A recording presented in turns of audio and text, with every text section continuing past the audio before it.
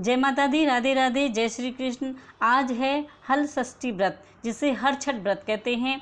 कुछ महिलाएं बहुत जगहों पर ये व्रत करती हैं और जो ये व्रत करती हैं उनको इसकी पूजा पाठ विधि का सब पता होता है। लेकिन कुछ हमारी बहन बेटियां ऐसी हैं जो दूर दराज रहती हैं और उनको इस व्रत के विधान का कुछ पता नहीं है।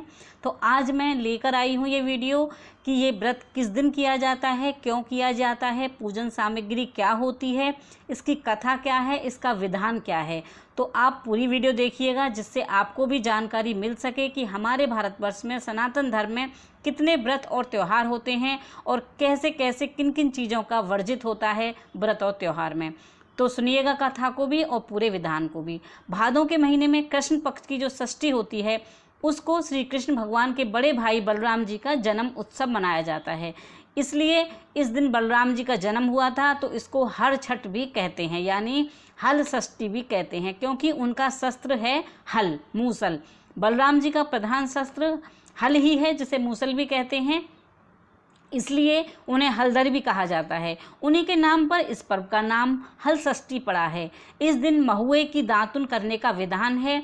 इस दिन व्रत में हल द्वारा जुती हुई कोई भी फल और अन्न का प्रयोग नहीं किया जाता है, इसलिए महुए का ही यूज़ किया जाता है, यानी कि गन्ने से बनी हुई चीनी की चाय भी इस व्रत में नहीं पी जाती है, चीनी का भी इस्तेमाल नहीं किया जाता है। इस दिन गाय का दूध और दही भी वर्जित होता है। भैंस का दूध और दही प्रयोग में लाया जाता है, क्योंकि हल जो होता है वो बैल के कंधे पर ही चलता है। तो इस जो व्रत होता है इसका विधान क्या है? इस व्रत को पुत्रवती स्त्रियां करती हैं, जिनके पुत्र होता है। इस दिन प्रातःकाल स्नान करने के पश्चात पृथ्वी को लीप लीजिए, या तो आप गंगा जल से या आप गोबर मिट्टी से, और छोटा सा तालाब बनाइए, उसमें झरबेरी पलाश जो होता है गूलर की एक एक शाखा बांधेंगे, उसमें हम कुछ घास भी लेंगे। इन सबको बना करके एक छठ गाड़ दिया जाता है। हर छठ होता है उसे आपस में सारी डालियों को बनाकर बांध देते हैं और इसकी पूजा करते हैं। पूजन में 7 प्रकार के अनाज लेते हैं: गेहूं, चना, धान, मक्का, ज्वार, बाजरा, जौ, और इन सबको भूनकर इनका लावा बनाया जाता है जो भगवान पर चढ़ाया जाता है। हल्दी में रंगा हुआ वस्त्र और सुहाग सामग्री भी माता को चढ़ाई जाती है। माता का मंत्र है और मैं मंत्र इसमें लिख दूंगी और मैं आपको मंत्र का अर्थ बता रही हूँ। हे देवी, आपने गंगा द्वार, कुशावर्त, विल्वक, नील पर्वत और कनखल तीर्थ में स्नान करके भगवान शंकर को पति रूप में प्राप्त किया है। हे सुख और सौभाग्य देने वाली ललिता देवी, आपको बारंबार नमस्कार है, आप मुझे अचल सुहाग दीजिए। हम कोई भी पूजा करते हैं तो उसमें गणेश और गौरी की पूजा जरूर की जाती है, माता गौरी से प्रार्थना की जाती है। तो कथा इस प्रकार है।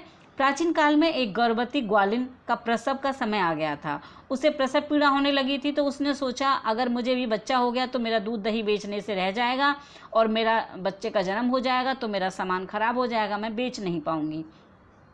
तो उसने बालक को जन्म लेने से पहले ही दूध दही बेचने के लिए सर पर रखा और मटकी रखकर और वो बेचने चल दी। चलते चलते उसको दर्द होने लगा, प्रसव पीड़ा का बहुत ज़्यादा दर्द बढ़ गया, तो वह एक झरबेरी की झाड़ी की ओट में बैठ गई और वहाँ उसने एक बच्चे को जन्म दे दिया, बेटे को। अल्हड़ ग्वालिन थी, बेचारी सीधी सादी थी, उसने बालक को कपड़े में लपेट कर वहीं लिटा दिया और स्वयं मटकियाँ सर पर रख कर बेचने के लिए चल दी। उस दिन हर छठ थी, यद्यपि उसका दूध व दही गाय और भैंस का मिला हुआ था, खाली भैंस का नहीं था, खाली गाय का नहीं था, मिला जुला था। तो वह उस सब औरतों को यही बताने लगी, वहाँ की महिलाओं को, कि मैं भैंस का दूध बेचने के लिए आई हूँ, और सबने उसका दूध और दही खरीद लिया और उसका सारा दूध बिक गया। जब ग्वालिन ने बालक को छिपाया था, वहाँ एक किसान अपना हल चला रहा था, उसके बैल बिदक गए, खेत की मेड़ पर जा चढ़े। हल्की नोक बच्चे के पेट में टकरा गई और बच्चे का पेट फट गया। किसान ने देखा कि बच्चे का पेट फट गया है, मुझसे पाप हुआ है, तो उसने झरबेरी जो होती है उसके कांटों से बच्चे के पेट में टाँके लगा दिए और उनको टाँकों को लगाकर वो बच्चे को वहीं कपड़े में रखकर और अपना काम करने लगा। ग्वालिन ने लौटकर देखा अपने बच्चे को तो मृत पाया। सोचा यह मेरे पाप का फल है, मैंने आज झूठ बोला हर छठ के दिन, और दूध गाय और भैंस का दोनों का मिला हुआ था, मैंने भैंस का कह करके बेच दिया, उस व्रत भंग कर दिया और उसका मुझे भगवान ने दंड दिया है कि मेरा बच्चा मर गया। उसने सोचा मुझे लौटकर अपने पाप को स्वीकार कर प्रायश्चित करना चाहिए। ऐसा निश्चय कर करके वे नगर में गली गली में जाकर चिल्ला चिल्ला कर बोलने लगी। पूरे मोहल्ले में घूम घूम कर दूध दही का सारा रहस्य जोर जोर से आवाज़ में बताने लगी, रो रो कर चिल्लाने लगी, सबको प्रकट कर दिया। यह सुनकर स्त्रियों ने अपने धर्म की रक्षा के विचार से उसे आशीर्वाद दिया कि तुमने हमारा व्रत खराब होने से बचा लिया, तो तुम पुत्रवती हो, तुम्हारे पुत्रों की लंबी आयु हो, तुम सदा सुहागन रहो। इस तरह से सब औरतों ने उसको आशीर्वाद दिया।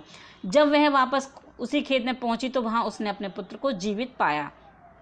उस दिन से ग्वालिन ने अपने पाप छिपाने के लिए कभी झूठ न बोलने का प्रण किया। तभी से पुत्र कामना और सुख सौभाग्य के लिए व्रत किया जाता है। और उसने सभी ग्वालिनों को बताया कि कभी भी झूठ नहीं बोलना चाहिए, किसी का व्रत भंग नहीं करना चाहिए।